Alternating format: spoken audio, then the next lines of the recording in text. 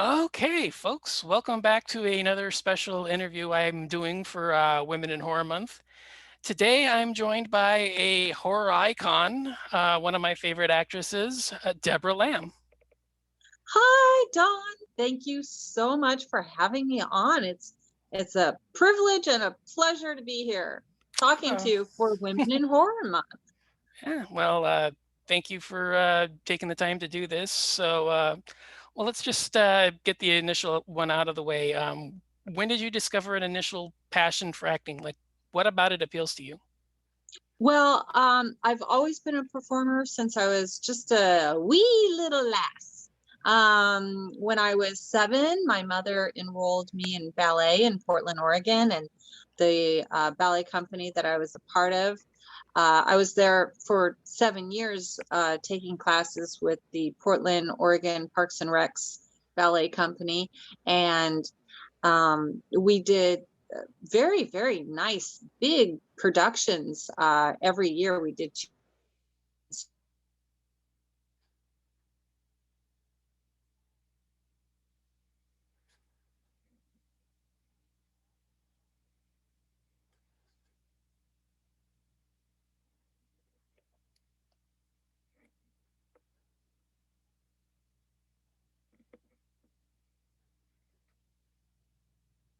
Los Angeles. But while I was there, of course, like I said, I was doing 2 big shows a year with them. And then also in school, I took dance classes, whatever dance classes there were. And I also took drama classes. And especially once I started getting to high school. So, I was taking drama and dance in high school. So the first year of high school, my freshman year, I was still in Portland, Oregon. And then my sophomore year, like I said, my mother moved us to Los Angeles, and we actually found a little guest house to rent in Beverly Hills. So my first year, oh, and we were so poor. So this is really funny. So my first year of high school in Southern California was at Beverly Hills High School. And I was one of the poorest kids in the school. I probably actually was the poorest kid in the school. And but it was great because they had, really wonderful classes there. I had wonderful teachers. I really loved being able to be there for the 1 year I was there. And then the next 2 years we moved to Santa Monica. So then I was in Santa Monica High School for my junior and senior years. So I took drama and dance classes, and I was in the drama club and in dance clubs, and doing musicals there also. So it was just a very natural progression to get into acting professionally. And when I was a senior in high school, that's when, because when I was really little, I really had fantasies about being a ballet dancer and being in a ballet company when I wasn't got older as an adult. But then once I was in high school and taking dance classes and drama classes, I was really very much gearing more toward like like it was I graduated motion picture arts and television acting, whatever the school name was. It was a long name. And so I was there, and then I took acting with a few other coaches throughout the years. And even just a couple years ago, I was because I've also spent many years in Northern California again as an adult. So I was at the Beverly Hills Playhouse of San Francisco for over a year. I was there. And so I've always, been very enmeshed in studying acting and honing my craft. But that was the very long answer to your original question, was how I got into it. But that's how. That's how. Oh, okay, well, no worries. So like, do you have a specific character type that you like look for when you're selecting your roles? Like, what kind of characteristics and traits do you look for and you're excited and interested about? Well, when I was younger, in my 20s and 30s, during the 80s and 90s, the roles I was getting because I was younger, a lot of those roles were, they hired me because, I looked good, I had a good body and I looked good. And a lot of these films, I wanted sexy girls who could act. And again, all the whole time while I was starting out in my career and those earlier roles that I had, I was still, my goal was to become a serious actress, to become a dramatic actress. And those films earlier in my career, a lot of them were horror, or actually most of them were comedy, like horror comedies, not strict horror. And now, as throughout the years, as my career has progressed, and now that I'm, a mature woman, I go for more dramatic roles usually. But to answer your question more specifically, when I was younger, it was basically, the roles that were offered me in decent films back then. And now, um, the roles that I'm more interested in are roles that I haven't done over and over, roles that are different, roles that are more challenging, um, roles that I feel will stretch me, and that uh, yeah, challenge me. I know I said that already, but yeah, so that's that. Does that answer your question? Yeah, pretty much. So when you're on set, what do you do to like stay in character? Like what kind of a process do you go through to like get into a character's mindset? Well, a lot of times, it depends on the set you're on. Each film set has its own personality, just depending on who's there, the style of that particular filmmaker, the other performers who are there, and because some sets are more serious, some sets are very, more like fun, and people are joking around a lot.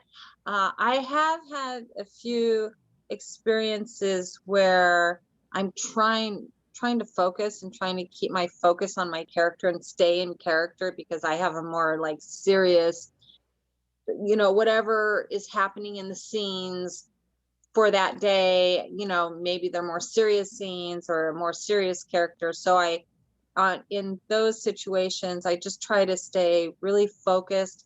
There was one set I was on a couple years ago where my character was extremely, extremely upset and very angry and full of rage. And I had to keep, because everyone else was just really there was a lot of joking around, there's a lot of people are just yip yapping, a lot of talking, and just really needed to stay in a certain mindset. So I had half my brain was staying in character, and half my brain was just just acknowledging when people would talk to me or something.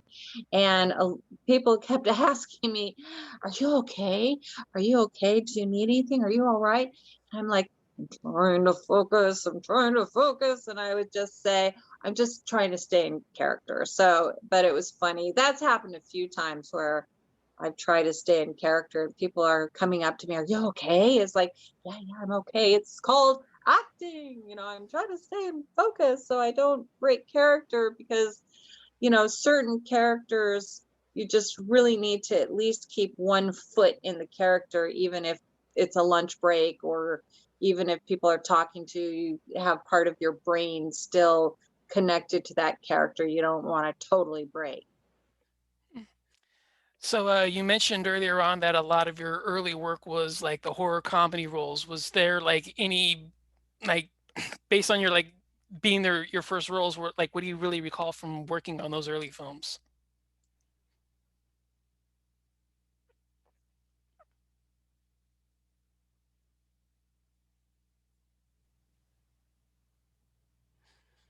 Oh, I mean, like, well, I couldn't hear you. You were breaking up. oh, I'm sorry. I was gonna say, like, you mentioned your early films were horror comedies and films like that. Like, what do you really A lot remember? of them. Yeah, like, what specifically stands out about those early film roles? Well, they were all very positive experiences. I remember the first time I worked with Olen Ray, who I love and adore, and I was lucky enough to work with him 3 times back in the late 80s, early 90s, I think. My first film with him was actually a post-apocalyptic film. I wouldn't call it horror. It was more post-apocalyptic action, I think, was really what it was, starring David Carradine and Don Wildsmith. And so that was my first time working with Fred, and I was running around on these rocks with Michelle Bauer, who I've worked with a couple of times, and then Sid Haig was the bad guy in it. So we get captured by these, I guess I describe them as toxic mutant creature people, and so they catch us, and then I can't quite remember because I haven't seen the film in like decades, but I know I was sold into Sid Haig's harem, so that was fun. And that wasn't horror at all. That was, like I said, post-apocalyptic action.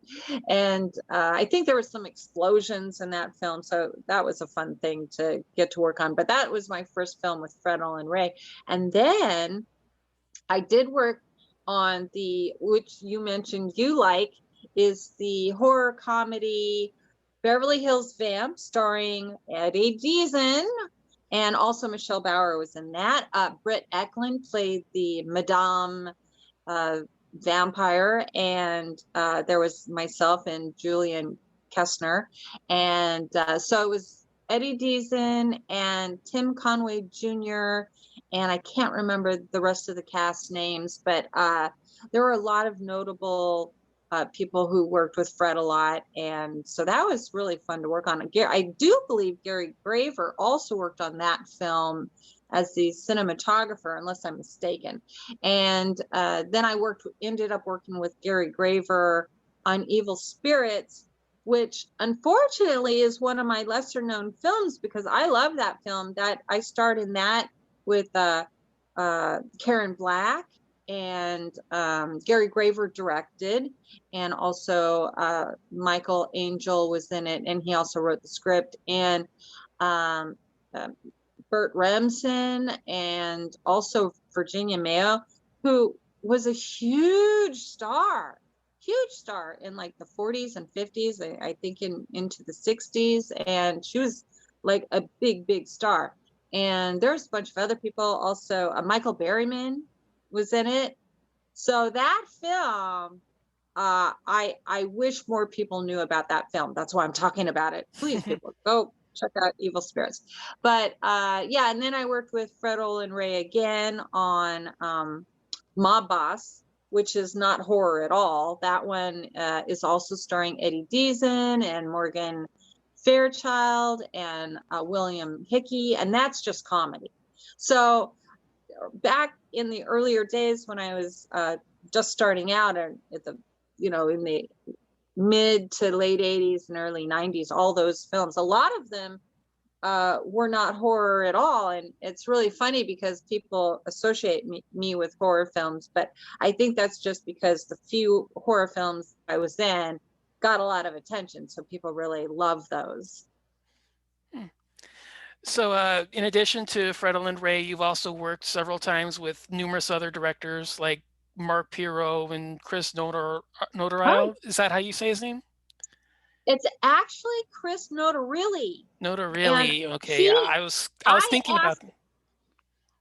asked, Yeah. I had a hard time with that too, but I finally remember how to say his last name correctly, because I told him, Chris, you have to keep telling me how to say your last name. Chris R. Notarile. Hmm. I love one of my earlier films. I think it was either 89 or 90. Can't remember the year, but was one of the principal players in Death Row Game Show. Now that is another, I guess you could sort of call it horror. It's not really horror though. It's just comedy. I think some people think it's horror, but it's really not. But the storyline is really funny. It's about a game show host who has this game show. I think you can sort of kind of compare it to the Gong Show, sort of kind of, but the game show host has this show where inmates are the contestants, and if that inmate they're all on death row, and if that inmate wins, he gets a pardon, but if he loses whatever that thing that he had to try to do on the show, if he loses, then they get executed right on the show. And that still remains one of my favorites. It's out there, you can get it. Death Row Game Show. I play the game show hostess like Vanna White. I do a lot of this. Yeah. Well, anyways, what I was trying to say is that because you've worked with them for several productions, is there anything about their specific style that you find enjoyable, or like what keeps you working with them for several different films? Well, I just worked with Mark Pirro again last year.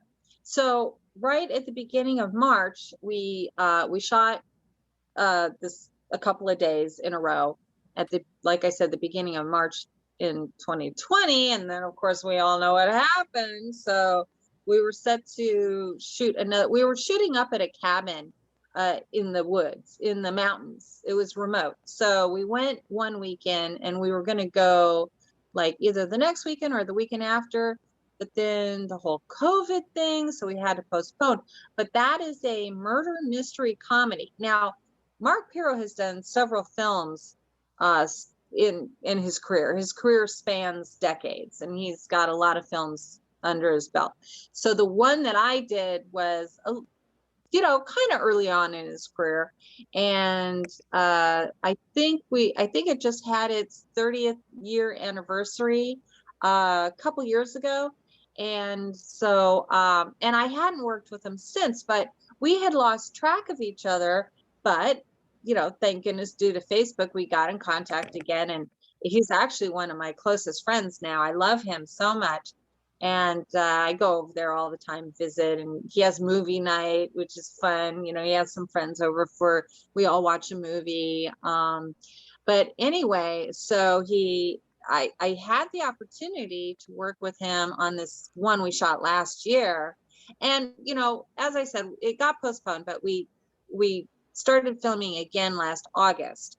So, we're done filming. It got all shot. But he's working on post-production now. But I got to work with him 30 years later again on The Deceased Won't Desist last year. So I can't wait to see it. He's done a couple trailers. I think he's going to do a new trailer, and it's almost completed. So he's going to try to have a premiere hopefully this year, and hopefully at a theater. But it was wonderful working with him again.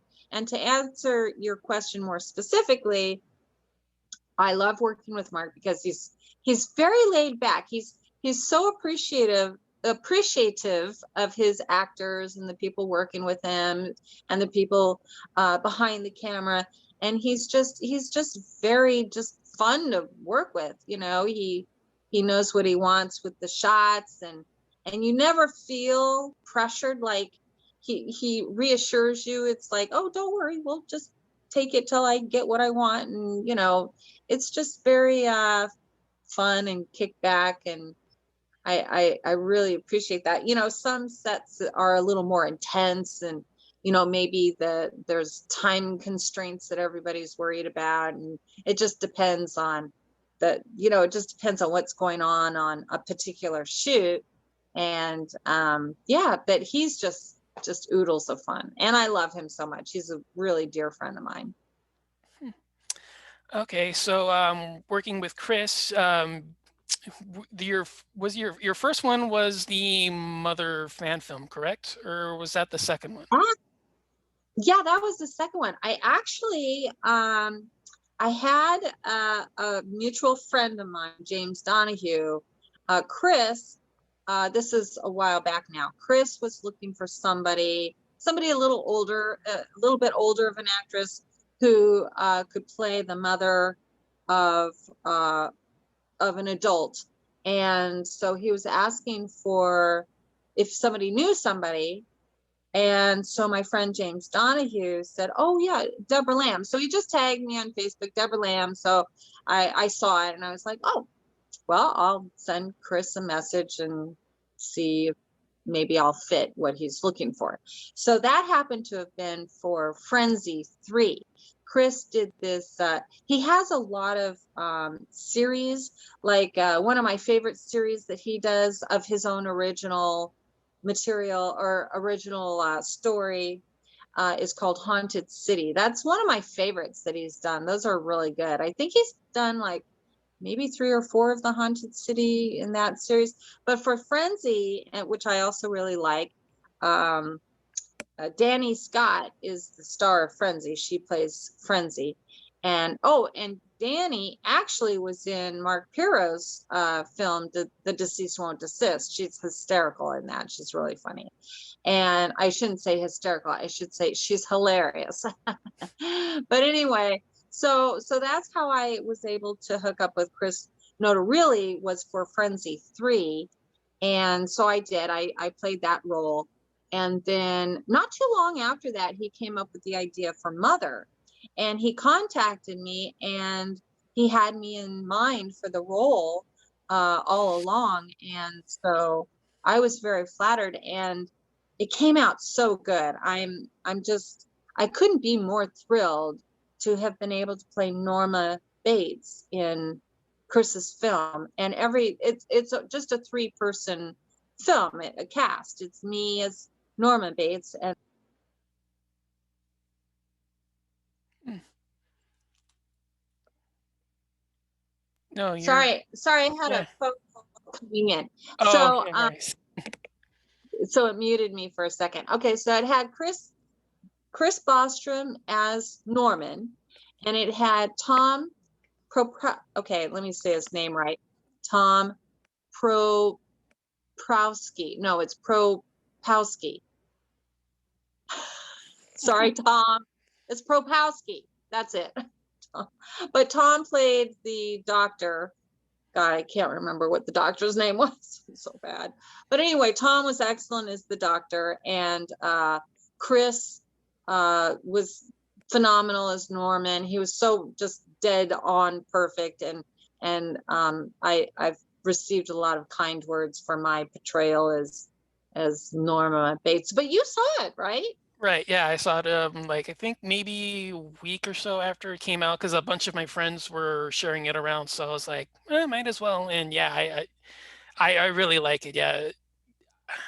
It's really hard. I mean, I don't wanna, like, spoil it for those that haven't seen it because, I mean, I know it's been out a few years, but I'm always, like, the one that I don't really like spoiling stuff for those that haven't seen it. Yeah, but It's only been out like a little over a year, actually. yeah. Well, I'm just saying is that I know because I remember that a lot of my friends were sharing it and I was watching it and I was like, wow, yeah, this is really good.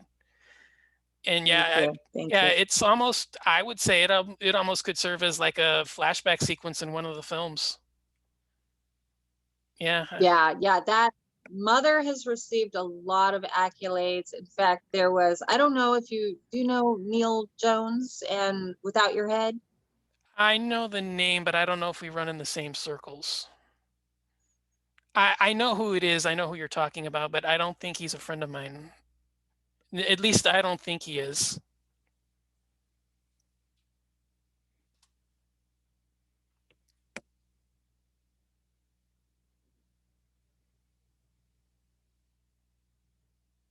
Thing awards show with I think it's mainly shorts and it called Without Your Head Severed Limbs Film Festival Awards.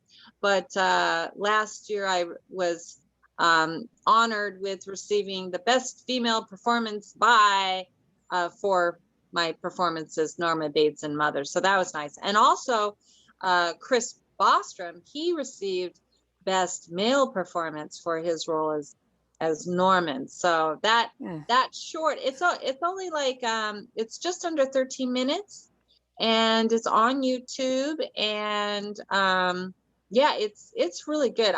It's actually one of my favorite things that I've done, and it's in black and white, and it looks really good. So Chris did an amazing job. Yeah, I mean, like I said, I mean, if I wouldn't have known any better, I would have thought it was a flashback from one of the films. Thank you. Thank you. Yeah. And oh, and I just worked with Chris. In fact, I just worked with Chris about a week and a half ago on another fan film for Men in Black. So it's titled, he's just using the letters MIB, but what it is, which I thought I particularly liked, I thought it was very clever. He combined Men in Black with They Live. So, and when you see, it's not out yet, it'll be out in a couple weeks, I think. I think he said the beginning of May. So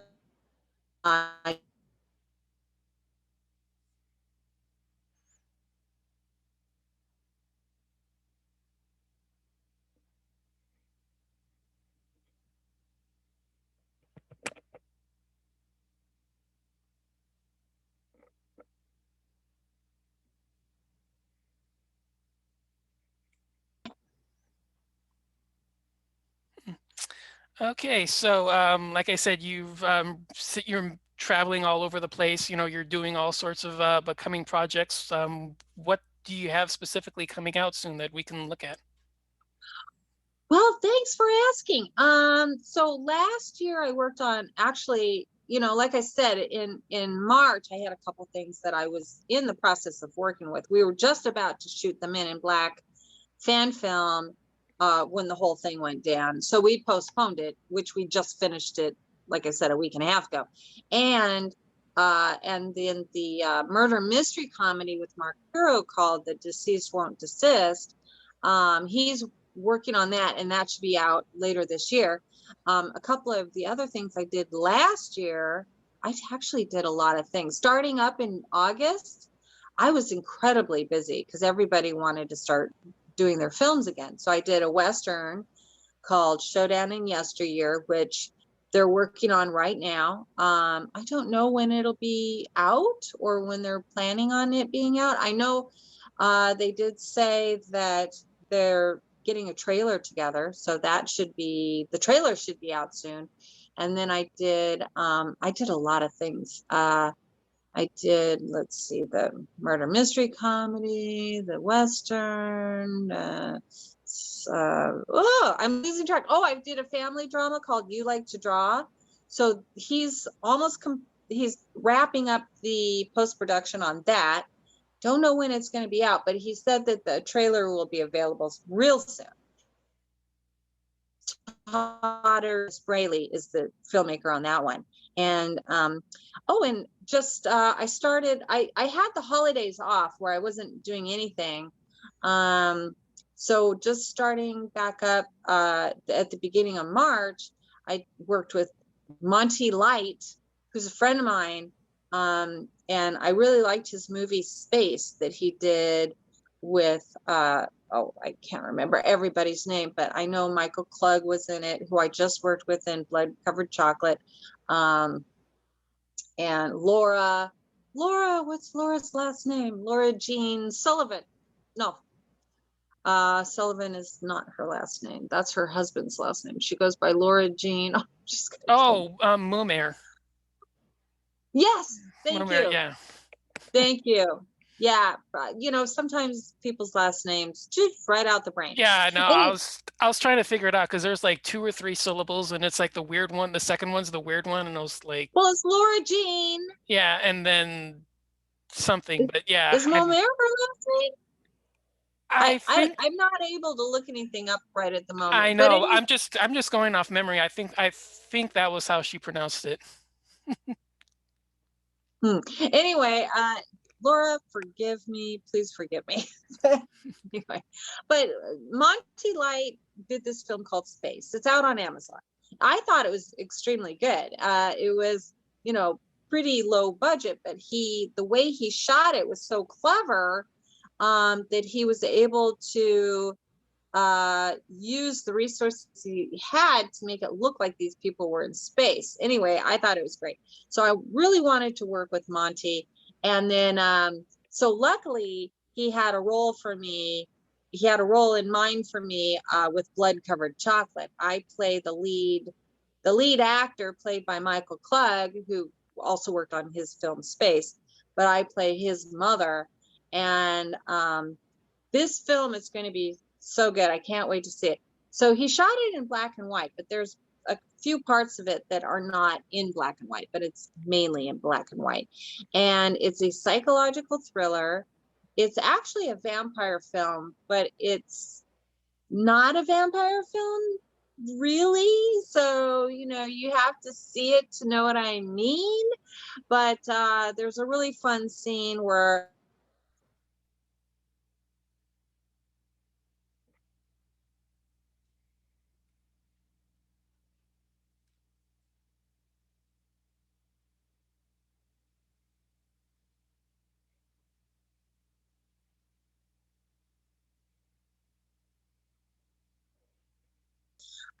yeah, so I really have nothing but lots of good things to say about these people. And then also, like I said, I did the Men in Black. And then, so another thing that I just did back to back, right after, like a couple days after I worked with Chris Notarile on the Men in Black short film, or fan film, I should call it, was I worked for my friend Eddie Bamiki, who lives in London.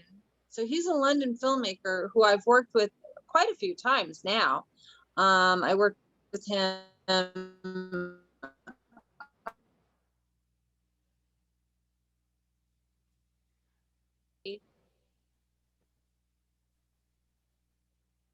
working on the post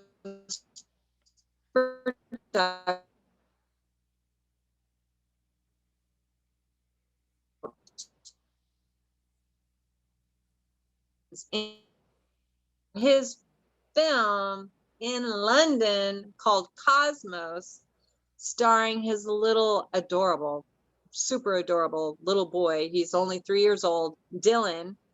And his wife, Layla, is also going to play a role in it. Layla is a very talented actress. She's done a lot of things, model, writer. And he also has other actors. He has Michael Haberfeldner, who's like one of my very, very closest, dearest friends. He's my BFF, but he lives in Vienna. So he's going to be having a role in it. And Eddie also has a couple actors from Nigeria who are also going to be it. So it's an international cast in his film Cosmos. So keep a lookout for that. Cool. So beyond that, is there anything else that you want to mention, like not that you've been attached to that you want to promote, or something that you're looking forward to shooting in the future? Yes, actually, I really haven't talked much about this at all. But in about a month and a half, we're scheduled for the beginning of June. So we'll see how that goes. The shoot, the schedule might get changed a little bit, but it should be coming up real soon, is with a filmmaker. His name's John Rain. He's become a very, very close dear friend of mine, and my husband's, Eric's too. You know, him and his wife Winnie are just fantastic, marvelous, wonderful people. And so John Rain has this film, Evergreen is the Blood. And so I play a vampire hunter, which I'm really excited about. My friend, who's also starred in a lot of Chris Notarille's films, Laura Van Eyck. So Laura, she's in the Haunted City series that Chris has done, and she's excellent. She plays Death, and she's drop dead gorgeous, completely stunning, and the sweetest woman in the planet, so talented. But she's playing the lead character of, I think the vampire's name is Ivory. I think.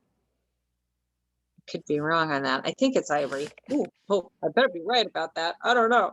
So anyway, I have to look on IMDb. But it's a star-studded affair. We're actually waiting on a couple of A-list names to be attached, but I can't say anything because they are not attached yet. We're waiting for people to sign papers and sign those contracts and agreements. But meanwhile, the people we do have who I can mention is my friend Robert Lasardo, who I'm sure you know, Mm-hmm. and Michael. Now, some people pronounce his name Paré, and some people pronounce his name Parr. Michael Paré, Parr.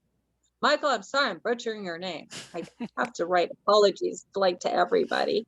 And, everybody knows Michael Parr, Paré. Tomato, tomato. Yeah. So he's signed up to be in it. So let's see who else. There's a lot of really top talents in this thing, but I can't say too much about it because again we're waiting, but we're anxiously waiting. But it's going to be big, and I'm really looking forward to that. It's going to be a trilogy, so I fortunately will be in all three, and I couldn't be more thrilled about that. So I will be able to talk about it. I'll be able to talk more about it as things progress. Unfortunately, I can't say much right now. Oh, that's no problem. But before we go, do you have any like special message for women looking to join in the industry, just like yourself? Yes, I do. But before I answer that, didn't you say you've seen a lot of my films? Oh, you were talking about Yeah. Strip to Kill and Strip to Kill 2 and Oh, right. Yeah. I was gonna mention like that. Let me see. Where was that question? Oh yeah. Like I said, based on the like the routines and the performances in there, was there anything from like your dance background that helped you out with those roles? oh, yes. So that's perfect because yes, a lot of when I first got into acting, I was studying. I was in acting class, scene study classes, and but my first leg or foot or toe into the film industry was I did a bunch of music videos because of my dance background, and I also did a lot of modeling. I mean, I'm too short to be like a fashion model. I'm 5'4", which is kind of average but very very tiny for I mean, you have to be quite tall to be a actual fashion model, but I did do a lot of video box covers, a lot. I can't believe how many I did. I did a lot of greeting cards, modeling for greeting cards. Um, and yes, so the dancing, that strong dance background I had, did get me a step into doing films, and because I did the music videos, and I also like in Strip to Kill, the original Strip to Kill starring Kay Lenz and uh, Norman Fell, who's famous from Three's Company, but younger people don't even really know that show. But I mean, it was a huge hit for what, like 20 years or whatever, however long that show was on. But yeah, so I think that was my actual first film that I was ever in, was Strip to Kill, directed by Katt Shea, who I love and adore. And on my IMDb, it doesn't have Strip to Kill as my first film, but it actually really was my first film. And then I don't know if it was a year or two, maybe a couple years after Strip to Kill, Katt Shea contacted me and I auditioned to be in Strip to Kill 2. And so, yeah, so I'm in Strip to Kill 2 with a much bigger role. Strip to Kill, I'm just like in it for a little blip, a little small, like tiny thing. Although I did body doubling for the star of the film, who was playing twins. That actor was playing him as the brother, and he was also dressed up, with a wig and everything, as the sister. So when I was on set, from behind, I was mistaken for the character of that sister, and people are shouting out the name of the actor, and I was like, you talking to me? So the Katt Shea was like, hey, you can be the body double for that the sister character when they're not talking. And so I did that too. But that was my introduction into actual film work, and then she brought me back for Strip to Kill 2. And yeah, and Katt Shea is still going strong. I do believe she's in the midst of directing a film right now. But yeah, I really loved working with her, and I'm so glad you liked those films. Yeah. So I mean, like I said, yeah, I kind of took that off the list when we were going over the questions at the beginning. Mhm. So yeah, it slipped my mind. But yeah, the last thing, like I said, any special message for women looking to join in? Right. Um, so well, you know, if I were to have things, if I could do everything all over again, um, there are a few things I may have done differently, but you're given the circumstances you're given. When I got into acting, I knew nobody. Things were a lot different back then. Now we have the internet. Now we have Facebook. Now we have Instagram. Now you can, all these actresses getting into films. A lot of them start out modeling and everything, like I did, but it's different because now you can reach hundreds, thousands of people. When I was starting out, it was the 80s, way, way before computers, way, way before any like social interaction online or internet. There was no internet. There was, you'd actually mail your pictures to, you'd get Dramalog, actual paper magazines. You'd buy the Dramalog every week and look through the castings and then mail your headshots and resumes to people.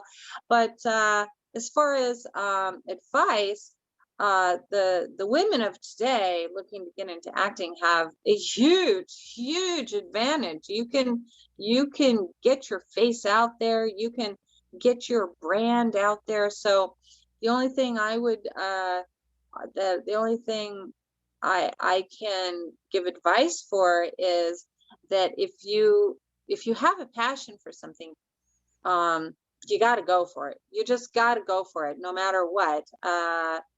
Things I have to say, it's easier now in a lot of respect, but it's also easier for so many more people to do the same thing you want to do, no matter what it is you want to do, because again, the internet. So you just have to believe in yourself. You have one major piece of advice I would give is the the one thing you don't want to do is to compare yourself to other people. I mean, that's easier said than done, but you have to believe, if you want to be an actor, you have to believe that you have something to offer. If that's your passion. Now, if it's not your passion, then you don't bother. It's just such a hard industry. It's such a hard industry that unless you're like so totally dedicated and so totally passionate about it, it just it the the the ups and downs of it is just very difficult to get through sometimes. And I see a lot of my actor friends just have really low moments where they say, oh, that's it, I quit, I'm not doing this anymore, I give up. So it's so hard of an industry that it make sure this is the thing you want to do. Of course, you can always try it and then decide if it's not for you, you can just go do something else. But the number one thing is to believe in yourself, believe that whatever it is that's creating that spark, that you just have to go do that. You have to pursue acting, whatever genre you're into, um, is to just go for it. Figure out, figure out who you are, figure out how you want to market yourself. Everybody has their niche. And then just go for it. What do you have to lose? Just do it. That's what I say. Uh, all right. Well, guess that's we'll Did wrap it that up. sound like good advice? Yeah, Did that definitely. sound like good advice to you? Absolutely. Yeah. So, yeah, so I guess that'll wrap things up for today. So, thank you so much for doing this. I really appreciate it. I just want to give a shout out to you, Dawn. You've been a huge supporter of actresses and across the board, and a huge supporter of women in horror, and a huge supporter of Women in Horror Month, which people stretch that month out to a couple months, which I think is awesome. But you're awesome, and thank you so much for all your love and support. Mm. And I know a lot of us actresses just really think you're just, well, I was going to say the bee's knees, but I mean, who says that anymore? I Oh, guess I do. But you're oh, awesome. Thank you. Thank oh, you. well, thank you so much. I really Thank you for appreciate all that. your support. Yeah, absolutely. And I Very want happy. to I want to give it, I'm sorry, go ahead. No, I was going to say thank you so much. I really appreciate that. And I want to give a shout out to all the people who've given me their support, all the fans, all my fellow actors and female actresses. Well, that sounded redundant, but actors and actresses, everybody. Thank you. I have a lot of people who show me so much love and support all the time, and I really appreciate it. And the filmmakers that I work with who believe in me and have put me in their films, and I have a lot to be grateful for, and I am grateful. So thank you. Hmm. Okay. Well, thank you all for watching, and we'll see you next time. Bye.